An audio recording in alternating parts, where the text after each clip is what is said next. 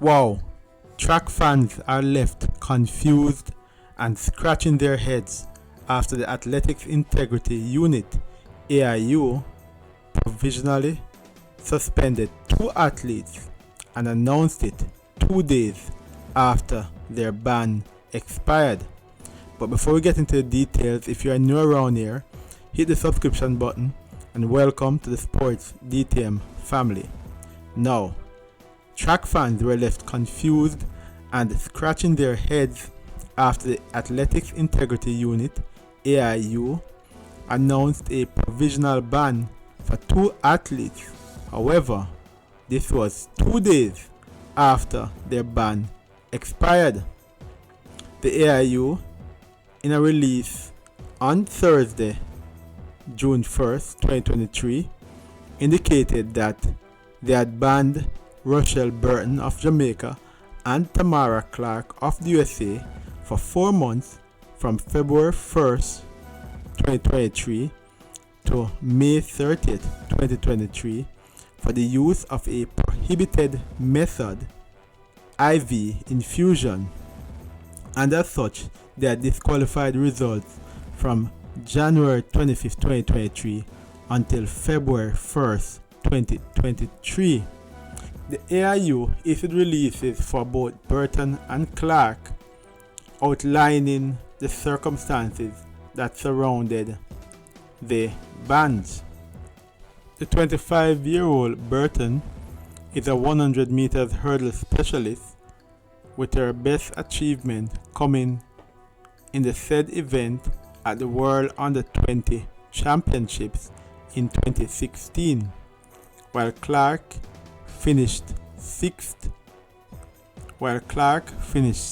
in the 200 meters at the 2022 World Championship of Athletics meeting in Eugene, Oregon, USA.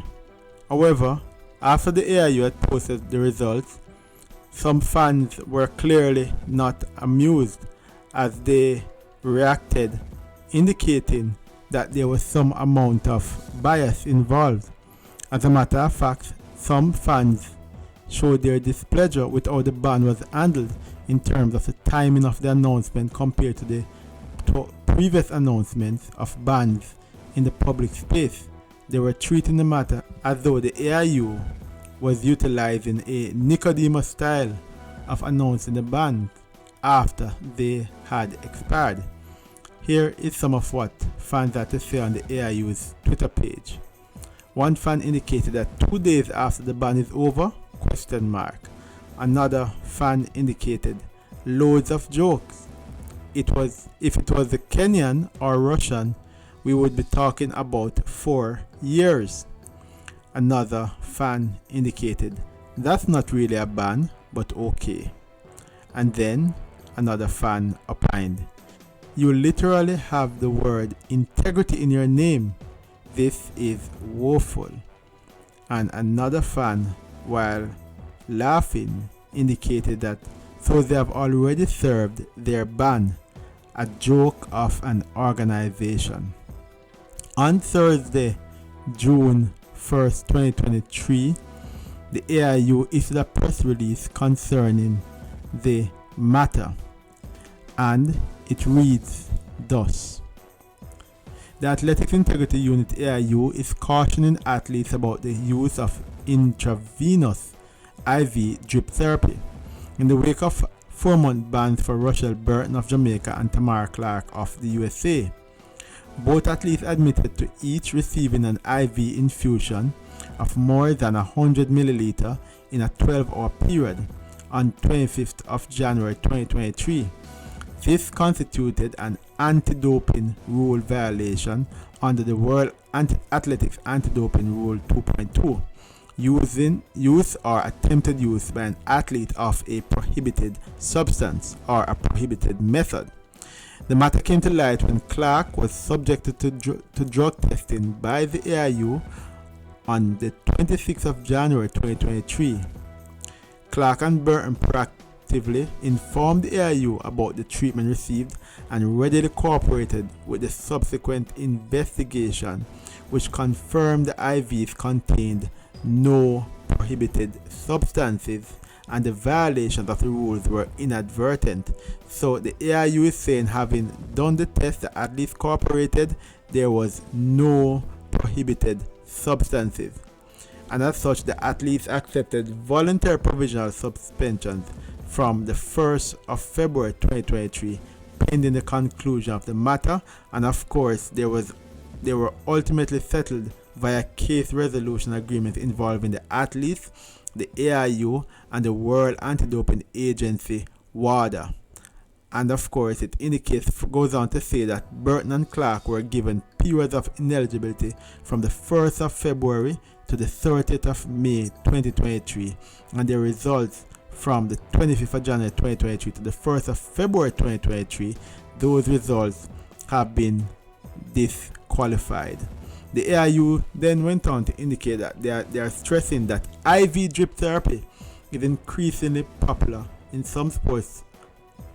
In some parts of the world, it could constitute a serious breach of the World Athletics anti-doping rules. So they are warning athletes.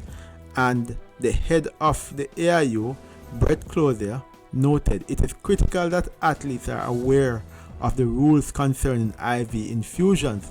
In this case, the sanctions reflect the fact that athletes brought the matter to the AIU's attention themselves, but other athletes may receive harsher sanctions in different circumstances. In other words, these matters of IV will be treated on a case-by-case basis.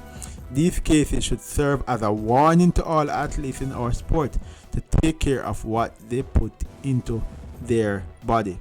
And then it tells us what IV fusions are. IV infusions or injections have been on the WADA list of prohibited substances and methods since 2005 and are the supply of fluid and or prescribed medication by drip or push directly into a vein. Wow. In 2021, they were reclassified from non-specified methods to specified methods after WADA deemed them to be methods which are more likely to be consumed or used by an athlete for a purpose other than the enhancement of sport performance. I wonder what type of purpose those are. Somebody help me out there.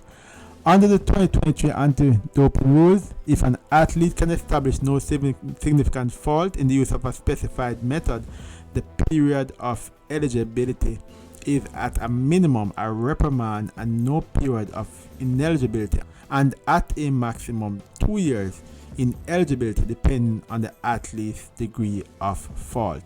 And we know that the Athletics Integrity Unit, AIU, is an independent body created by World Athletics to manage all integrity issues, both doping and non-doping, for the sport of athletics. Fans out there, what are your thoughts on the bans issued by the AIU to Rochelle Burton of Jamaica and Tamara Clark of the USA for 4 months? What are your thoughts on it? It was done after the fact. It runs from February 1st, 2023 to 30th of May 2023 and was just announced on June 1st, 2023, 2 days after. What are your thoughts on the method being used, being IV fusion? Both Burton and Clark, it was told that it was they who actually proactively told the AIU that they had actually taken the IV fusion treatment, and as such the investigations were done. It was found that the IVs contained no prohibited substances, so no prohibited substances were there to enhance the athlete's performance, and that the violations were one of just being inadvertent. They took a little bit over 100 milliliter in over a 12-hour period. What are reactions from some fans in terms of how this announcement is handled versus other athletes who would have tested positive for a substance or even just being provisionally suspended? Leave all of those comments in the comment section below. Like, share and subscribe, and don't forget to tell a friend to tell all of their friends to come and join the Sports DTM family. This has been another episode of Sports Down the Middle. Be blessed.